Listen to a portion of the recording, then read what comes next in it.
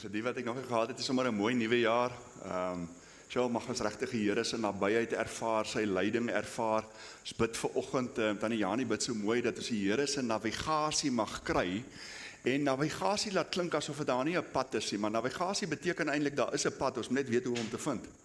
En ja, en sommer net terwyl sy bid, hierdie prentjie van dis sy Gees wat ons help om sy pad te vind.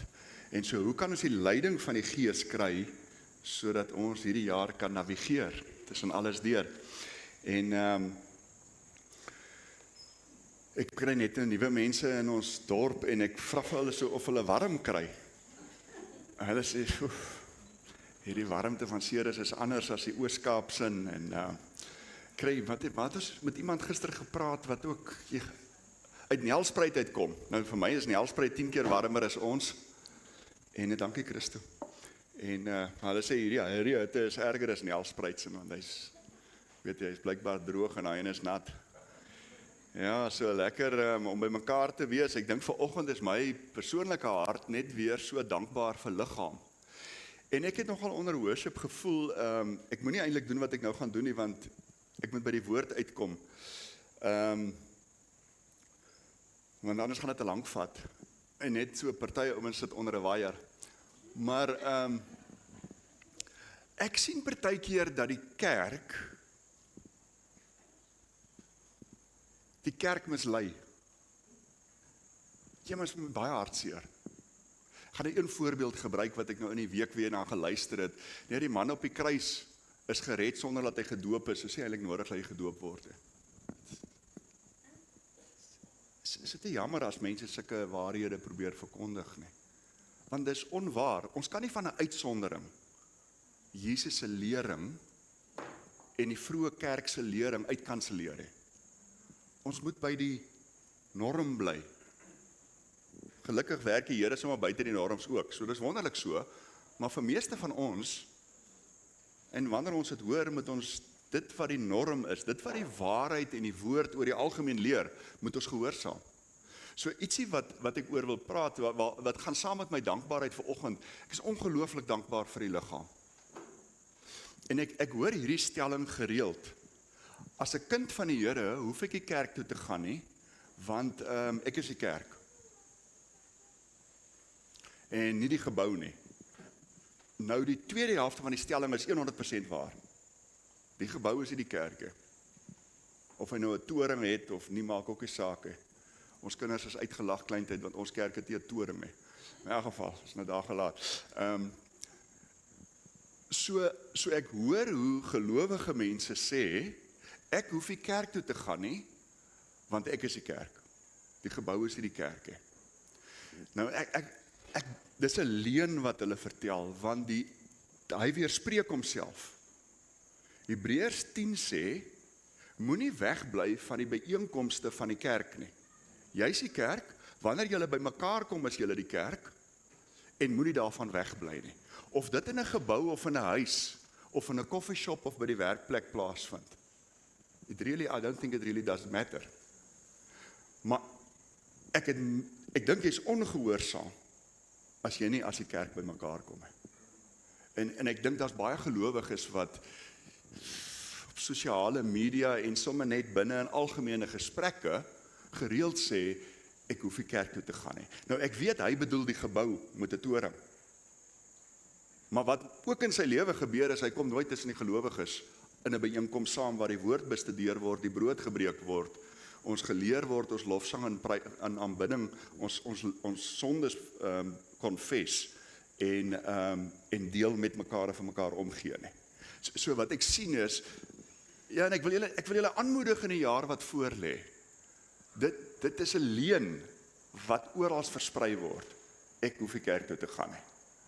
Ons stem almal wat hier stem saam met die ouens wat dit sê. Ek en jy is die kerk. En ek wil daar by sê, die kerk kom gereeld op verskillende maniere by mekaar en is my en jou verantwoordelikheid om saam deel te neem aan die byeenkomste van die kerk. Ons stem almal saam dat niks met geboue te doen nie. Ek weet, help dit. Sien julle dit ook in die samelewing of is dit net met my wat dit pla? Okay, so miskien help dit julle in die jaar wat kom. Maar ek het te veel goedjies wat ek oor gedink het hierdie vakansie. Hier's baie ouers vanoggend. En ek dink vanoggend se woord gaan sommer vir my daaroor dat miskien is jy ook waar ek is, ander ouens is baie verder is ek en nog ander ouens in die gemeente en vrouens in die gemeente is om te dink, om te beplan oor 2026. Nou ek het om een of ander rede nog nie klaar gedink en klaar beplan nie. En as jy klaar gedink en beplan het, hoop ek dat vanoggend ook 'n invloed sal hê op die beplanning wat jy reeds gedoen het. Dalk bevestig het, maar hopelik is daar ook iets wat dit bietjie buig en sê, okay. En my begeerte is net dat ons die Here sal hoor vanoggend. Maar een ding wat vir my uitgestaan het in die vakansie, is vir ons as ouers, wat is jou nommer 1 verantwoordelikheid teenoor jou kind? Wat is die heel belangrikste ding as 'n ouer vir jou kind? Ekskuus om Niels? Kry hom by die Here. So, ek wil toe hulle vir Jesus gevra het, wat saamstem wat om Niels sê, die heel belangrikste ding wat jy hopelik vir jou kind kan leer, 'n voorbeeld wees en kan impart. Ons kan mos nie vir hom gee nie. Impartation is iets anders as gee. Impartation is as gevolg van die leefstyl wat ek leef, ontvang iemand wat naby aan my is iets in die gees. Dis impartation. Maar die heel belangrikste ding is, toe hulle vir Jesus gevra, wat is die belangrikste gebod? En jy kan lekker gaan slaap, as ek probeer en dit reg kry, dat my kinders die Here lief het, en sy medemens soos homself. Dis die heel belangrikste. In die samelewing wat ons in leef, sit alle ander goed op, wat belangrik is, vir ons as ouers, en vir ons kinders te doen. En ek sê nie, dis niks belangrik nie, dis definitief die belangrikste nie.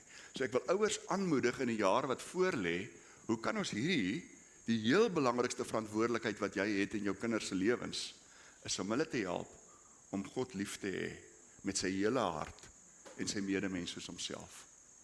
En ek dink as ouers, raak ons baie keer die mekaar oor wat is nou belangrik vir ons kinders.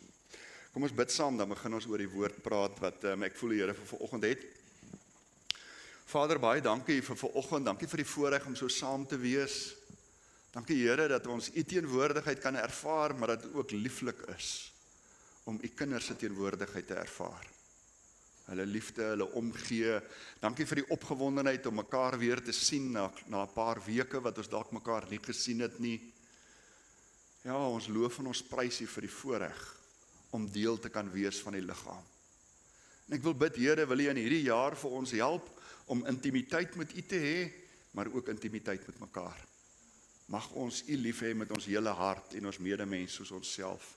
Here, vir ons is dit onmoontlik en daarom kom ons vanoggend en ons vra u hulp daarvoor en mag hierdie woord ons harte sny en ons bemagtig en ons oë help oopmaak, ons harte help oopmaak, ons hande help oopmaak, ons dagboeke dalk moet oopmaak, sodat ons u kan lief hê met ons hele hart en ons medemens soos onsself. Ons bid dit in Jesus se naam. Amen. So ek is jammer, ek weet nie, hoeveel mense was die 25ste hier gewees? Wie was die 25ste hier? Ek is baie jammer vir julle, maar ek neem aan julle het klaar vergeet waaroor ons gepraat het, so iemand kom na die 25ste by my en sê, kan ons nie weer praat oor wat ons die 25ste oor gepraat het, so ek deel weer ietsie van wat ons op die 25ste Desember oor gepraat het.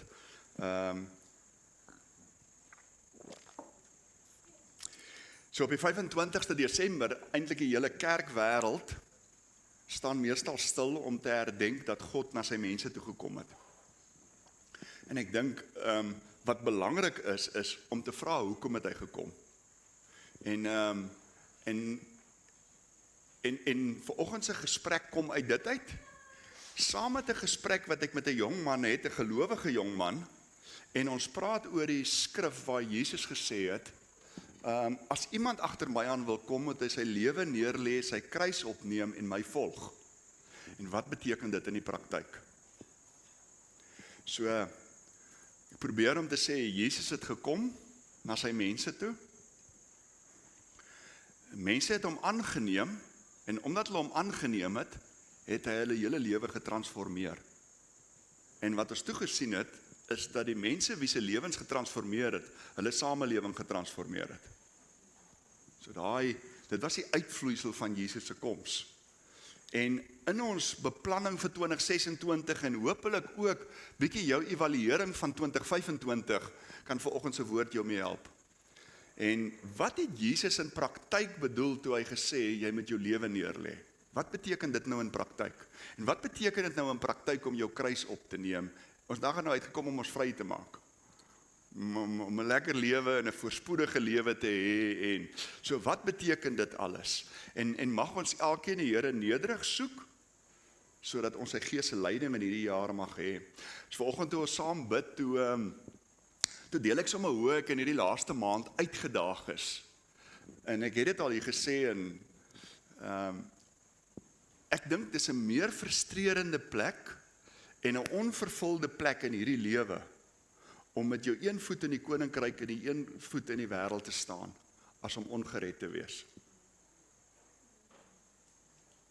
En ek wil nie Jesus se woorde manipuleer nie, maar ek dink Jesus sê iets daarvan. Was julle maar warm of was julle maar koud? Maar nou is julle lou. En ek wil ons vanoggend, hopelik doen die Gees iets in ons harte om te sê, joh, as ek dalk so leef, en as ek gereeld my vang dat hierdie dinge van die wêreld bepaal eintlik my lewe, dat ons die Here gaan vra om ons te help. Want die plek waar hy ons wil hê is. Ek dink ietsie anders wat ons ook vanoggend vir mekaar gesê toe ons saam bid. Die Here het so mooi gewerk, sommer net in die hele groep, toe ons bid. So enige iemand is welkom om te kom bid. Ons bid gewoonlik van 8:00 tot 9:00 toe, of so 8:15. En ek weet nie van alle kulture nie, maar die een waaruit ek kom, is baie keer geneig om godsdienstig te wees. Wat beteken dit? Dit beteken, ek steel nie, ek slaap nie rond nie, ek is nie dronkie,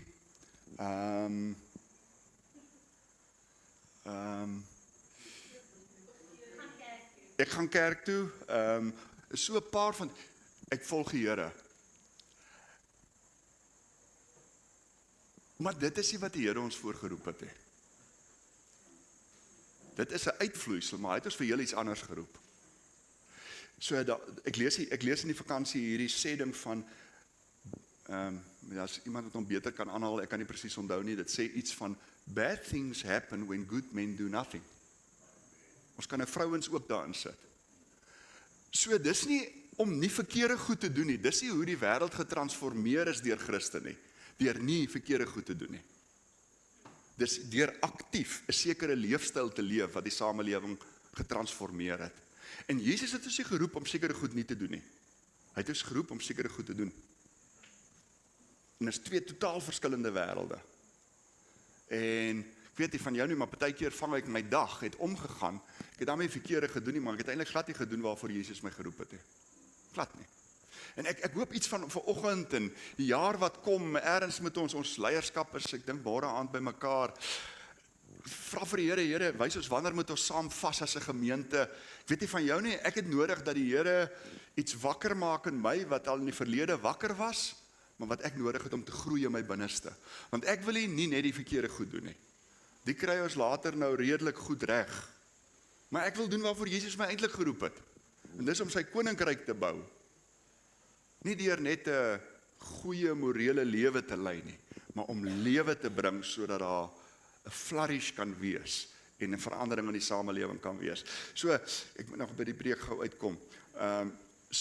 So net ietsie van, so Jesus het gekom, ek gaan net daar eerste skiep, want anders gaan ons te lank. En die vraag is, hoekom het Jesus gekom? In Lukas 19 vers 10 is vir my so maklike kort opsomming, for the Son of Man came to seek and save the lost. En ek wil net vir ons sê, ons hoef nie daar vas te haak nie, maar as ek en jy nie bewus bly van die dood waar Jesus ons uitgehaal het nie, dan gaan ons sukkel om met dankbaarheid te leef. Sonder dankbaarheid is daar nie joy nie, en sonder joy is die lewe wat Jesus vir ons bedoel het ook nie daar nie. So, ek wil ons, want in hierdie godsdienstige lewe is daar partykeer ook 'n vermyding daarvan om te sê, Here, sonder Jesus is ek baie sleg. Sonder Jesus is ek verlore, sonder Jesus is ek sondig, en partykeer sommer vrek net evil. En goeie mense wil nie dit sê nie. Maar dis waar Jesus my gered het en vir jou gered het. En as ons kyk na die vroeë kerk, dan was hulle blydskap oor waar Jesus hulle ontmoet het en uitgehaal het. Een van die sterk drywers hoekom hulle die samelewing net wou So hulle woorde, ons gaan dit nou lees in Handelinge 4 vers 20 was, ons kan nie anders as om te getuig van dit wat ons gesien en gehoor het nie. Ja, want ek het weer 'n honger in my binneste, dat dit my leefstyl sal wees. Ek kan nie anders as om te getuig van dit wat ek gesien en gehoor het nie. As ons so kan leef. So dis nie net waar vir die gemeente nie, die gemeente bestaan uit 'n individu uit. So, hoe kan die Here ons as individue help, sodat ons gemeente en gemeenskap van gelowiges so kan lyk? So kom ons lees daar in Matteus waar Jesus praat. Ek wil van vers 21 af lees. In Matteus 16, wat het ek nou gesê? Matteus 16 vers 21. Jo, en ek vir die eerste keer, ek weet nie hoekom, maar vir die eerste keer sien ek 'n ander konteks van hierdie skrifgedeelte as wat ek al die jare gesien het. 'n ander konteks, dit het net voller geraak vir my, 16 vers 21. Van toe af het Jesus dit vir sy disippels begin duidelik maak dat God wil hê dat hy na Jerusalem toe gaan. Daar moet hy baie ly onder die familiehoofde, die priesterhoofde, die skrifkenners en hy moet doodgemaak word. Maar God sal hom weer op die 3de dag opwek. Petrus het hom egter eenkant toe geneem en ernstig bestraf. Mag God dit verhoed, Here, dit sal u nooit as te nimmer oorkom nie. Nou Petrus klink vir my soos baie predikers van vandag se evangelie. Wie hoor wat ek sê? Kom ons sê weer, wat het Jesus gesê, wat moet gebeur? Hy moet ly en sterf. En Petrus wil hom uit dit uitpraat. Baie prediking klink so. Nou hoor hoe reageer Jesus op dit. Maar Jesus het hom omgedraai en vir Petrus gesê, gee pad agter my jou Satan. Jy maak dit vir my bitter moeilik. Jy dink soos mense dink, nie soos God nie. So ek het nou nie eintlik aan gedink om dit te sê nie, maar ek gaan dit nou maar sê, want ek het nou al so die helfte gesê. Prediking wat jou uitpraat uit lyding en sterf uit. Dink soos mense dink, nie soos God nie.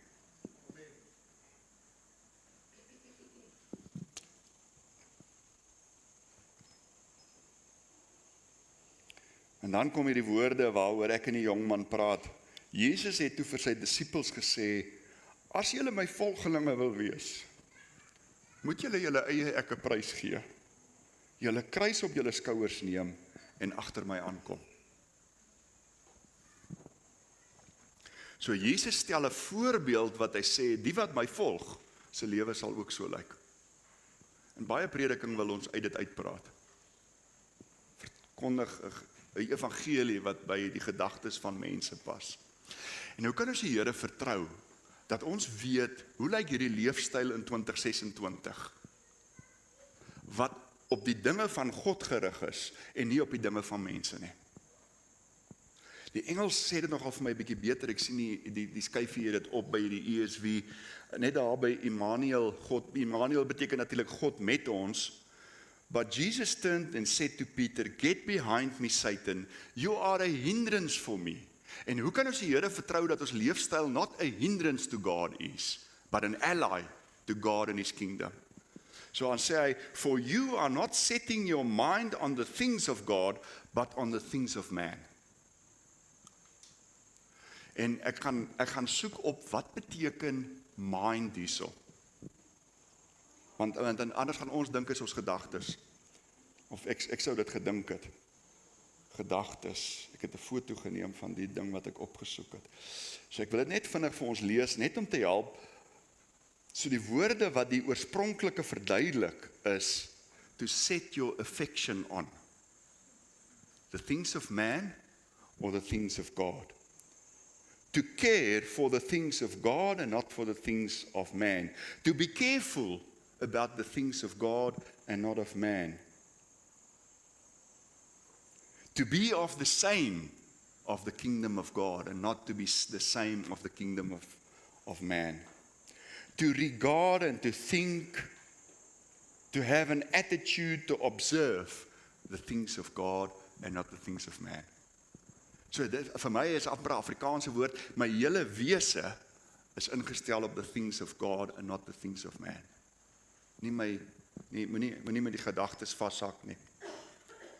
So mag ons hele wese in 2026 op die dinge van God gerig wees en nie op die dinge van mense nie.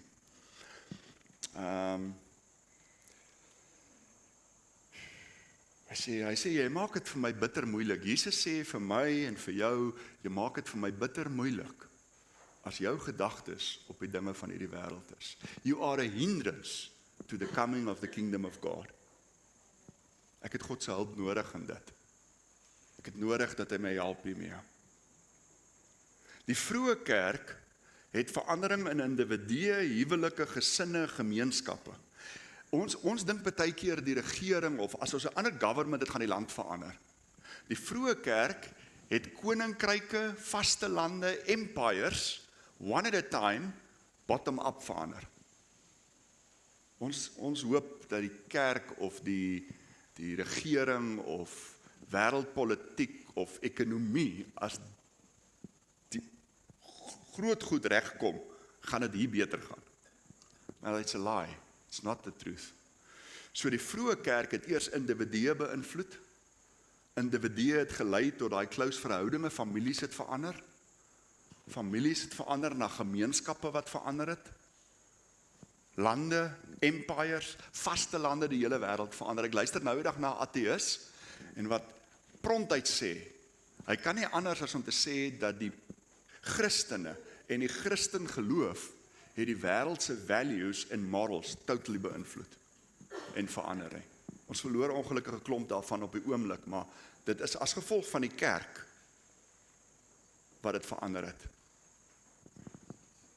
What's happening, Alistair? Ekskuus. Dit is vasgehaak. En al wat Jesus hierso sê vir Petrus, is maar net wat in Matteus 6 albei het vanoggend gebid en gepraat weer oor hoe die bergrede van Matteus 5 tot 7 moet hom praat. Soek allereers die koninkryk van God. Dis eintlik maar wat hy vir Petrus sê. Petrus, jy soek goeie van hierdie wêreld. Moenie dit doen nie. Jy's 'n hindernis as jy dit doen. Soek die dinge van die koninkryk.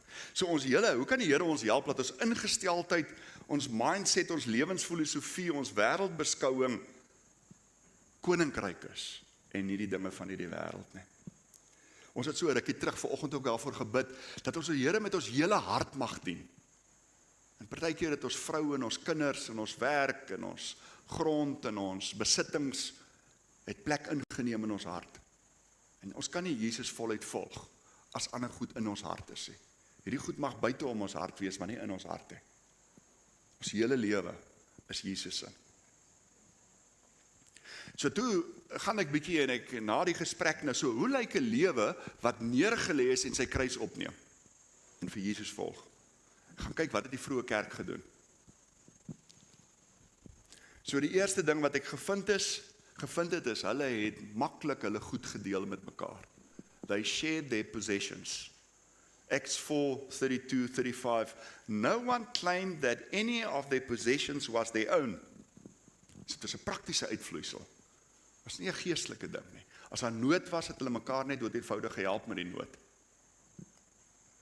Nou wat het dit beteken vir hulle in die praktyk? Hulle het finansiële sekuriteit verloor as hulle dit gedoen het. En ek weet baie van ons wat hier sit, het al iets hiervan beleef.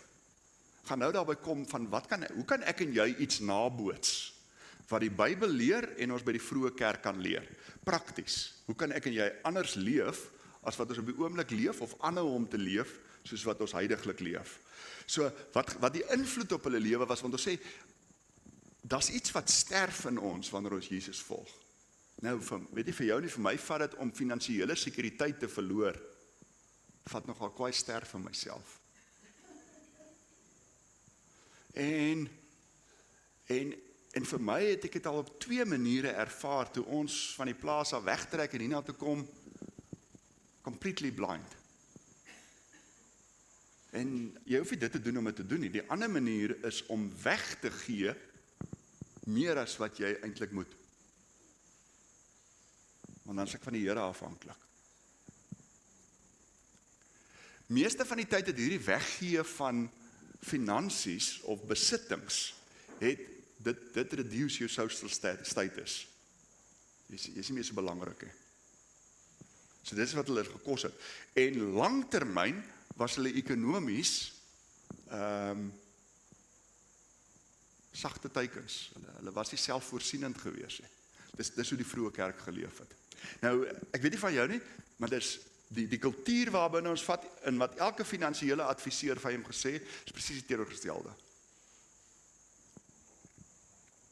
Ander leefstyl. So, hoe kan ek en jy iets van dit leef vandag, hierdie jaar wat kom, 2026, van vandag af? To live below your means. So wat gebeur as ons 'n beter werk of 'n increase kry? Gaat ons leefstyl op, en dan leef ons weer volgens wat ons het. En ek dink ek het nou die data mee by my nie, ek het gaan oplees voor Kersdag. Ek dink net, hulle reken net hier rondom die 30% van Suid-Afrikaners lewe binne dit wat hulle, so ons lewe nie eers onder ons means nie, ons leef sommer oor ons means. So dis hoekom ons so in skuld vasgevang is. So, hoekom moet ons onder dit wat ons het leef? Want dan het ons iets om weg te gee. Anders het ons nie iets om weg te gee nie. Ek was al in posisies waar ek die keuse gehad het om weg te gee dat dit my seer maak, of om net weg te gee wat ek ekstra het. Die vroeë kerk het weggegee wat seer maak.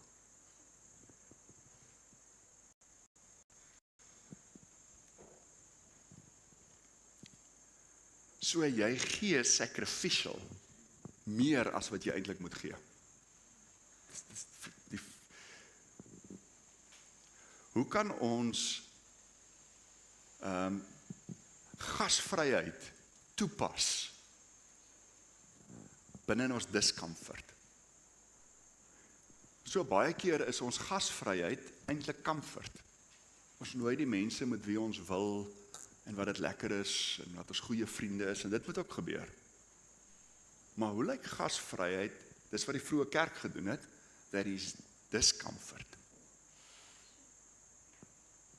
Nie gasvryheid, dat eintlik my eie, die een is goed, is selfish half kan ek sê, dit is lekker om saam met vriende tyd te spandeer. Maar dis nie wat die vroeë kerk gedoen het. So Rome, die Romeinse ryk se leiers was so vies vir die vroeë kerk, want hulle sê, die vroeë kerk het nie net vir die gelowiges gesorg, hulle sorg sommer vir die ouens wat ons veronderstel is om voor te sorg.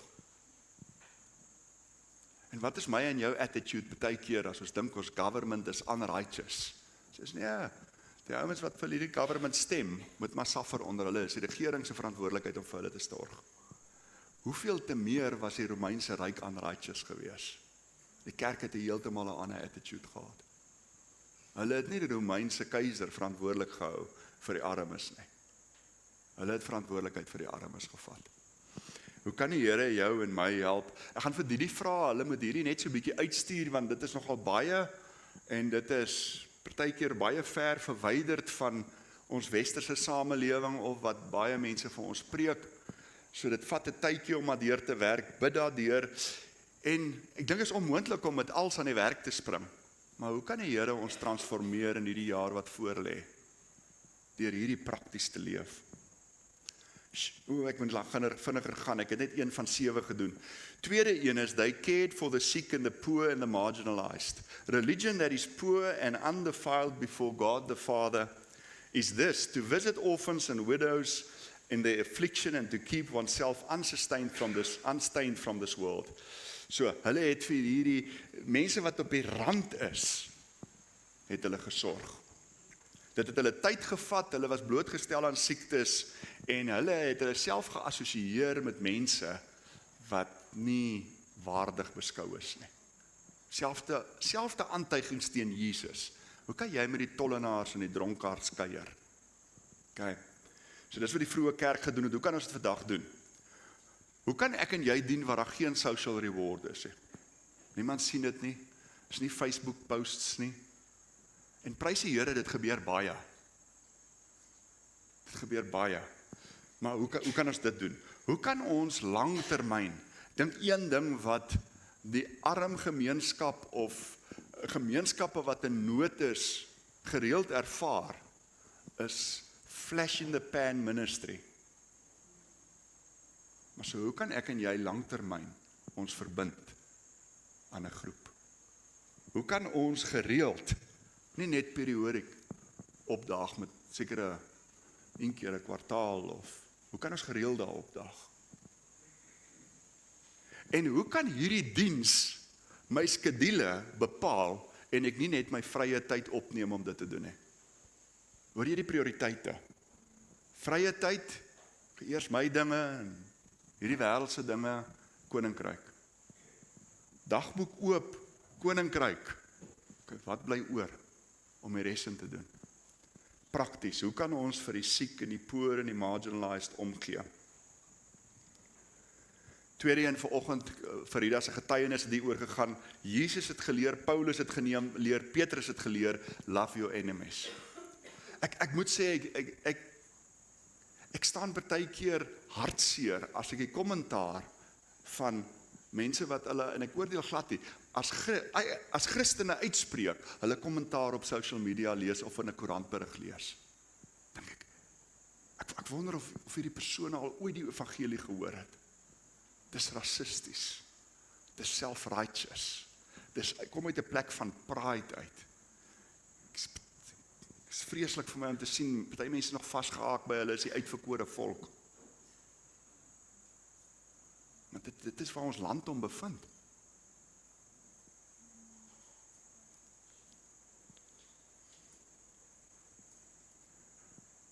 Romeine 12:14, bless those who persecute you. Do not repay evil for evil. Love your enemies, Jesus. Julle bergrede is vol van dit. So ons is partykeer in 'n posisie as Christene waar ons nie geregtigheid kan laat geskied en die satisfaksie daarvan kan voel nie. So dis mos lekker as geregtigheid geskied. Sê, ja, nou is 'n bietjie op jou plek gesit, nê? Nee. Jy moet daarom ook bietjie volgens die wet handel. Jy kan nie net so aangaan nie. Ons wil partykeer daai satisfaksie proe. Jesus se gevolgelinge word geroep om te bid vir die ouens wat hulle te nakom, deur hulle te seën wat hulle te nakom. So dan partykeer word jy gedomineer, presies wat Romeina, waar is ek nou by? Farida, ekskuus.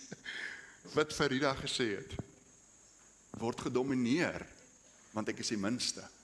En dan sal ons partykeer nog mekaar aanmoedig ook, nee, maar dan slag 'n bietjie opstaan vir jouself. Kan nie so op jou laat trap hê. Dis nie wat Jesus geleer het nie. Dis nie wat Jesus gedoen het nie. Stil gebly. Hy's gelei om geslag te word. En daai emosionele vervulling, ek het mamma slag reg gesien. Ja, hy moet 'n bietjie op sy plek gesit word. So, love your enemies. Dit is wat dit hulle gekos het. So, ons kan nie aanlyn of in verhoudinge net sê wat ons wil hê. Ons kan nie. Ons het nie die leksheid daarvan as ons Jesus wil volg nie. Ons gaan partykeer mense offens teen jou neem, aanstoot neem, en jy gaan maar net met stil bly, jy hoef jouself nie te verduidelik he. Dit probeer regstel, jy gebeur dit nie baie in jou lewe nie. Mense beskuldig jou van iets, wat jy weet wat die ware is, he. Dan los jy dit maar in die Here se hande, jy gaan nie retaliate nie. Maar Jesus sê, seën en bid vir hulle wat teen jou is. Ja, partykeer, as ek die nuus kry, dan gaan die gedagtes deur my kop kry vir jou. Dis nie wat Jesus ons voorroep het. Maar hoe kan ons hart gebroken wees? Want iemand is vasgevang in die duisternis. Hoe kan ons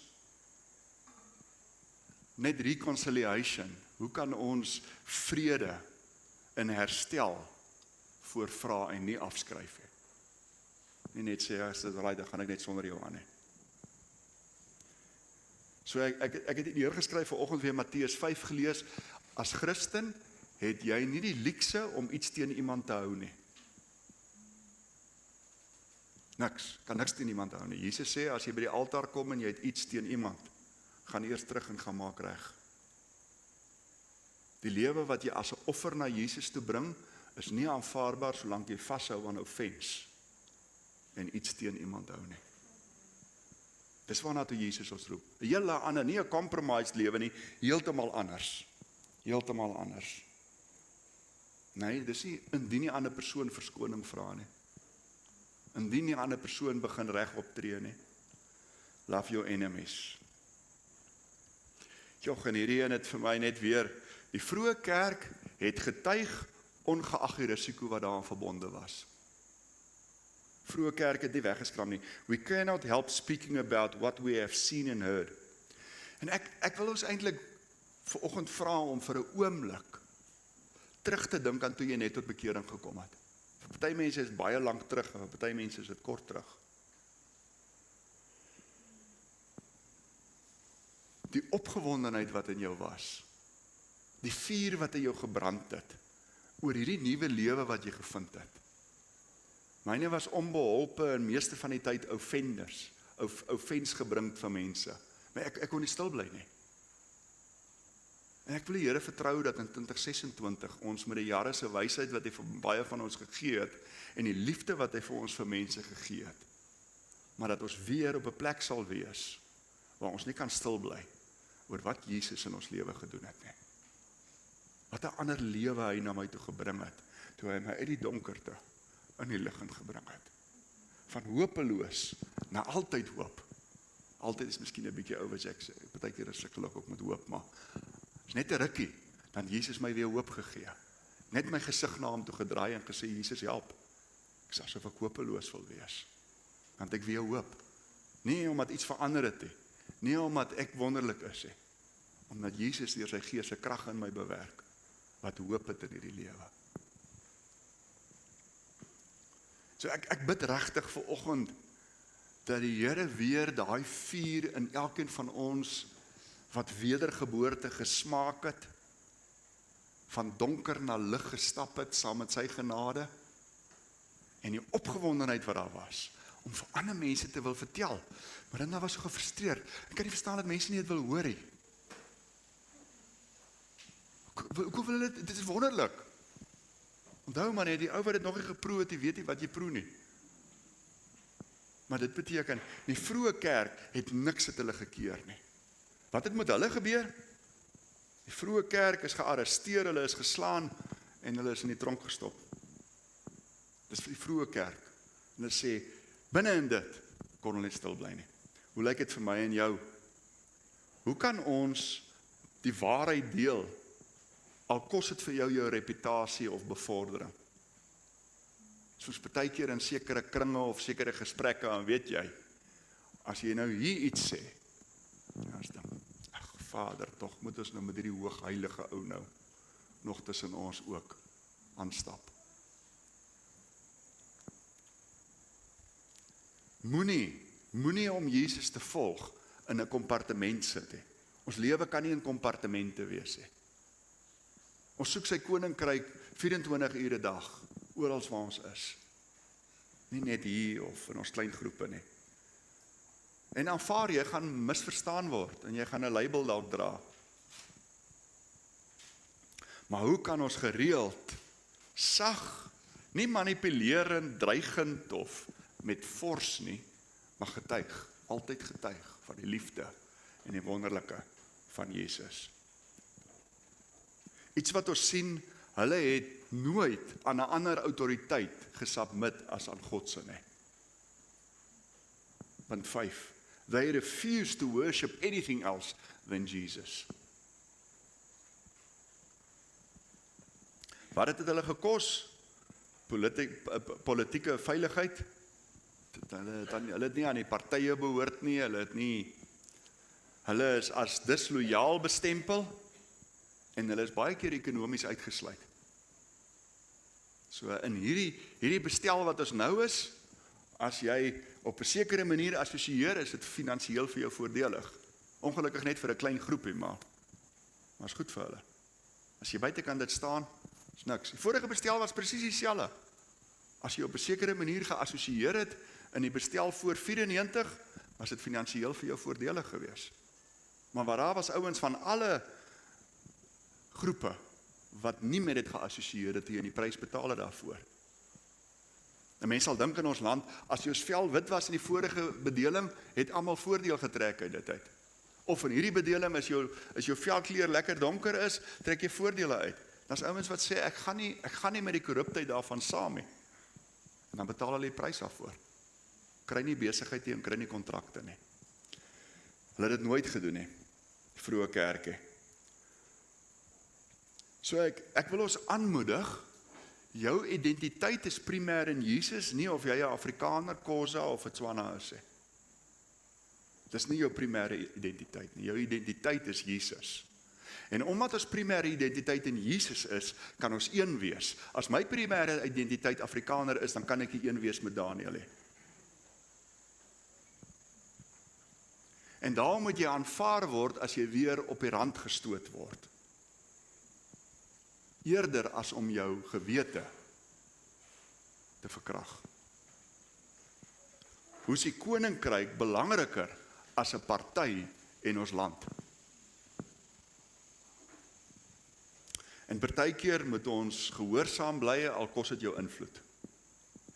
Partykeer moet ons, ek wil dit weer sê, weet jy of jy het partykeer ervaar nie, maar ek het op party plekke het ek iets te sê nie. Want ek sê nie altyd die regte goed nie. En daarom word ek uitgeskei, so ek het nie invloed daar nie.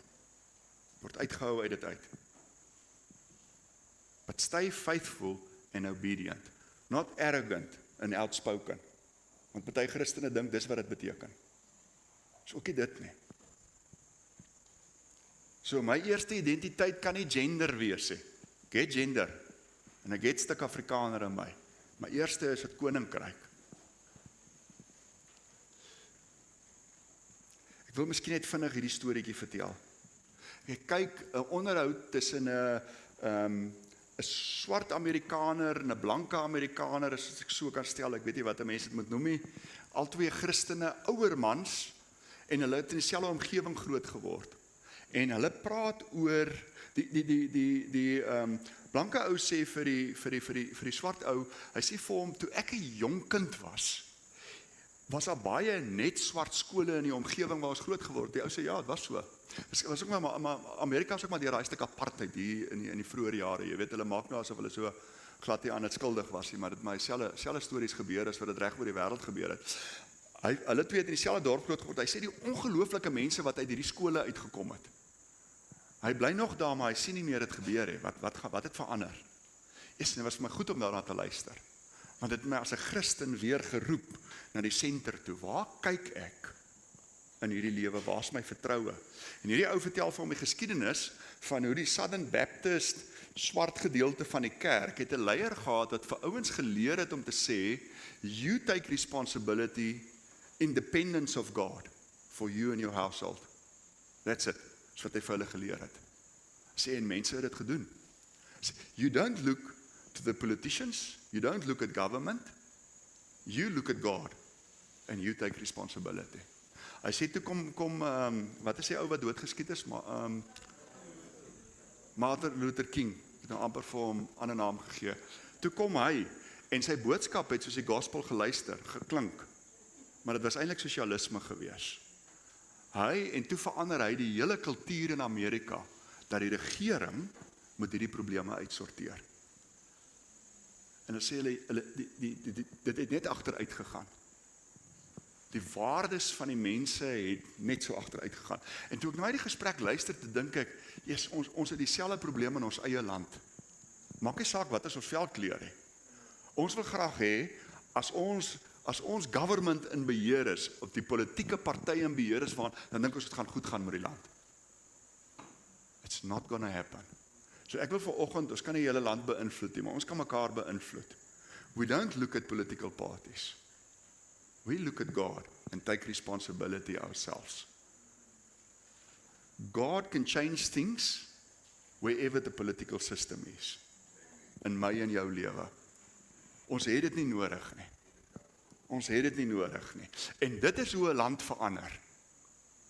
wanneer ons in afhanklikheid van God leef, en nie in afhanklikheid, wanneer sal hierdie regering nou regkom? Dit is 'n victim mentality. Dit is 'n dependent mentality and a brokenness of man. But how can we dependent on God and take responsibility for you and your house? Mag die Here ons help met dit. Dit verslaaf mense aan 'n wanvoorstelling van waar die oplossing vir die uitdagings van ons lewe lê. Sexual and relational faithfulness. Totaal countercultural. Die kerk is weer daar. Seksueel en relationships in die samelewing waar ons is, totaal anders as toe ek 'n kind was. Dit is net bar. Dit is net lost. Daar's geen respek daarvoor nie, nul. Maar die vroeë kerk het huwelike en om alleen te wees sacred beskou. It wasn't a curse to be alone and single. It was sacred. En ek praat in die week met iemand, partykeer moet ons versigtig wees dat ons nie van huwelik in die gesin so afgod maak dat iemand is wat single is, altyd voel hy mis uit op iets nie. Want Paulus skryf, if you can stay single, stay single. For this kingdom that we are serving, it could be better. So hulle sosiaal 'n bespotting van gemaak, hulle persoonlike begeertes moes hulle nee voorsê. As ons Jesus vervolg, is 'n ding wat elke dag oor my en jou pad kom, is om vir persoonlike begeertes nee te sê. Advertising en die prosperity gospel wil hê, jy moet vir alles van dit kan ja sê, en God gaan jou nog help ook daarmee. Cultural acceptance.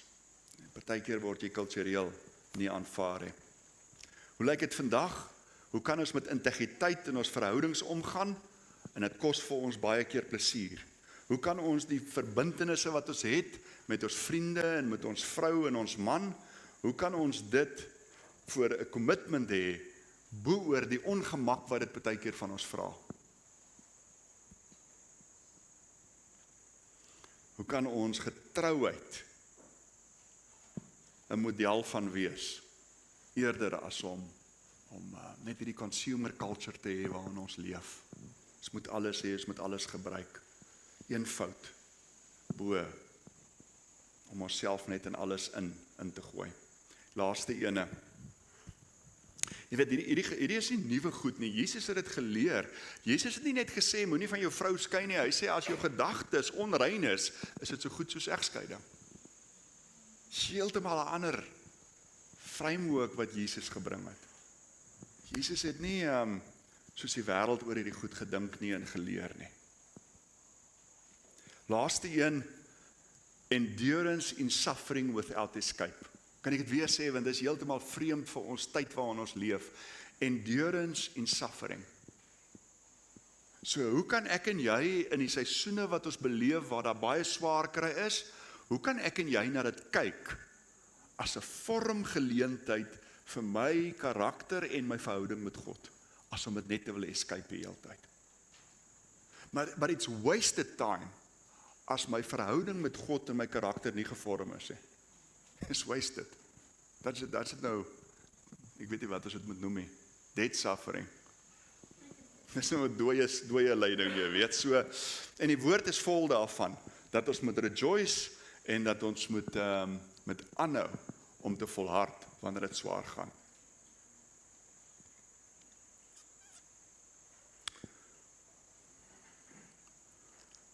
So, waarna te nooi die hele wêreld my en jou heeldag uit? Comfort. So hier weggaan, gaan ons die aircon aansit. Ek weet niks fout, sit hom aan. Ekskuus. Comfort. Praat gister met 'n jong man wat klaar met matriek, nou werk hy op die plaas. Nou sny hy gras en ek weet nie wat nog, sy kuns met sy goed. Maar jy weet, dis heeldag 35 grade in die son. Dis wat hy doen. Ek sê, weet, dit kan baie, dit is natuurlik, dit is nou so vir 'n dag of 2 snaaks, en dan is die snaaksigheid nou weg. Ek sê, maar hoe kan ons selfs deur dit, net te sê, Here, leer my iets hierso. Vir party mense is daar nooit 'n escape van dit, dit is sy hele lewe. So dit moet op 'n manier vir iemand kan sinvol wees. Moenie discomfort wil escape nie. Embrace it. As dit nou van jou sonde is, repent.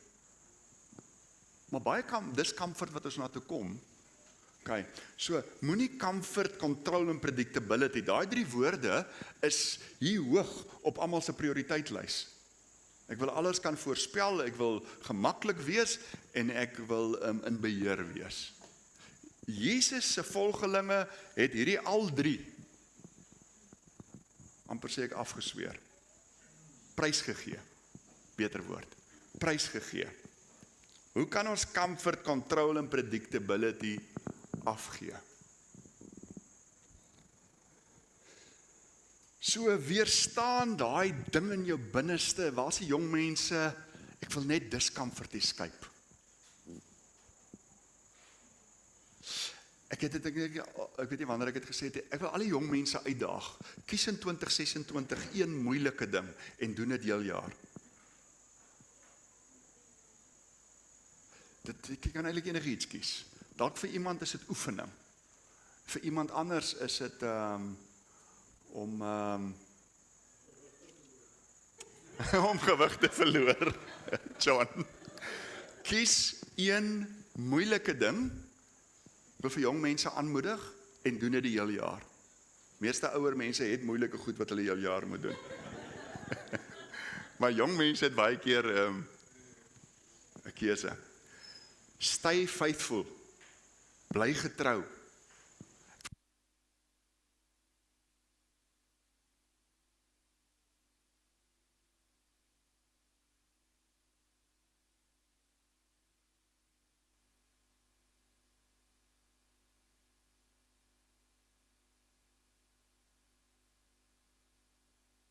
So, ek vertel vir iemand hierdie storie van 'n oom wat ek ken, hy's nou al oorlede, wat as 'n poskantoorklerk in Hielbrouw groot geword daar, brandarm, uit niks, toe hy klaar is met skool, begin hy pos sorteer.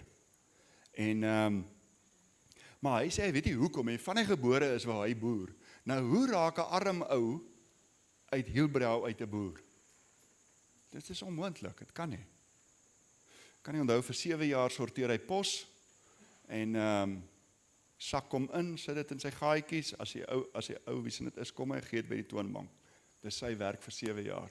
En ons kan daarop neerkyk, of hy het dit met soveel getrouheid en joy gedoen. Op 7 jaar stap hy Jood, een van die kliënte wat daar kom elke dag om sy pos te kan haal, sê Dave, soek jy geleentheid? Sê asseblief man, wat is dit? Hy sê, ek soek iemand om toesighouding te doen oor my boormasjiene wat prospekteerwerk doen vir die staat, vir die mynbou, buite in die veld. Ek soek 'n toesighouer. Hy sê, oom Dave, ek weet niks van boor. Hy sê, wat ek hier in 7 jaar gesien het, is al wat ek nodig het. En hy werk vir hom vir, ek weet nie hoeveel, die volgende 15-20 jaar.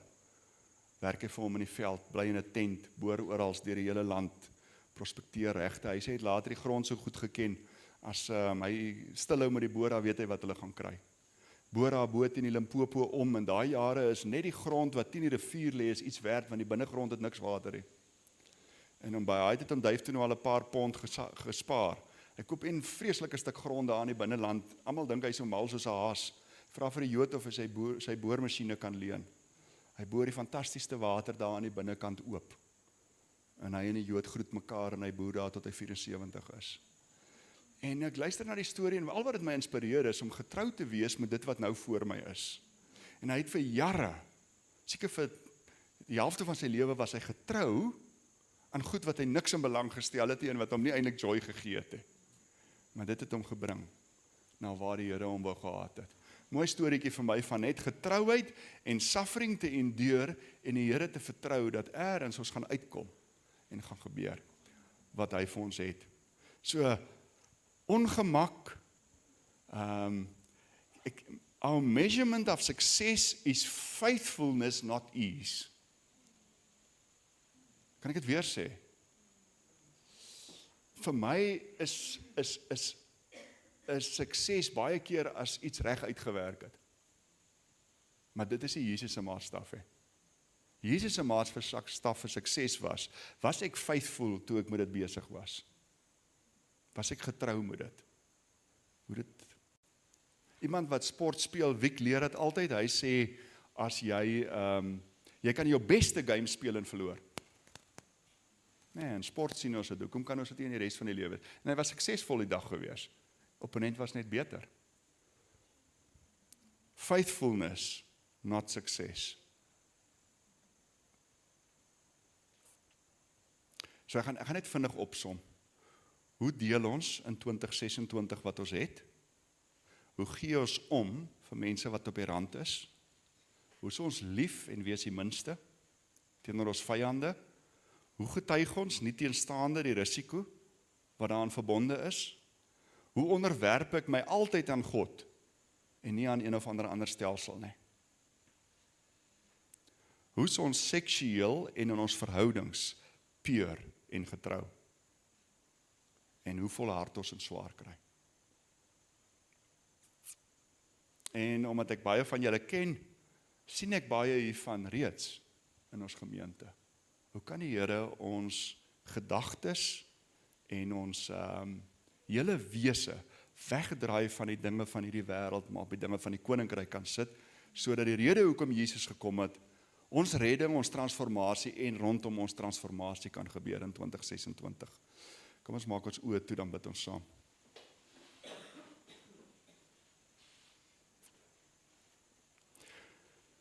Vader, dankie dat ons vanoggend dankbaar kan wees dat U ons uit die donker in die lig gebring het. Here, en ons staan in verwondering oor U lering, soos wat die mense toe U op die aarde was ook in verwondering gestaan het. So heeltemal teen dit wat ons vlees dink wat die wêreld leer. Maar dat ons weet dat wanneer ons dit volg, ons huis op 'n rots gebou is en ons dit doen, ons huis op 'n rots gebou is. Dat ons die vervulling en die soet van hierdie lewe proe soos heuning, want ons proe U. En ek bid vanoggend, Here, dankie dat ons vanoggend kan vier die liggaam van Christus in elkeen van ons. Here, dankie vir elkeen wat getrou, daar waar hy geplaas is, U dien. Ek wil vanoggend bid, Here, help ons om te groei daarin in 2026. Deur U lering te volg, deur die vroeë kerk se voorbeeld te volg. Dankie dat ons lig en sout kan wees, net waar ons reeds is. Dankie, Here, dat daar waar ons is, ons gemeenskappe aan mekaar hou. Help ons om nie net te laat gaan nie. Help ons om nie op te gee nie. Help ons om te droom van 'n close-knitted community that serves You, where we live and where we work. In Jesus' name. Lord, help us to stay in You, to be positioned in You, in Jesus Christ, Lord. Will You be the center, not only when we come here on a Sunday morning, but when we leave here with You at our center, and that You will stay at the center of our lives every day, in Jesus' name. Lord, we need a lot of help. We need Your grace, we need Your power, we need Your joy and Your peace, Lord, to endure, to hear Your voice. May the power of Your Spirit be upon us, to follow Your teaching, be transformed and transform around us. And we pray that in the name of Jesus. Amen.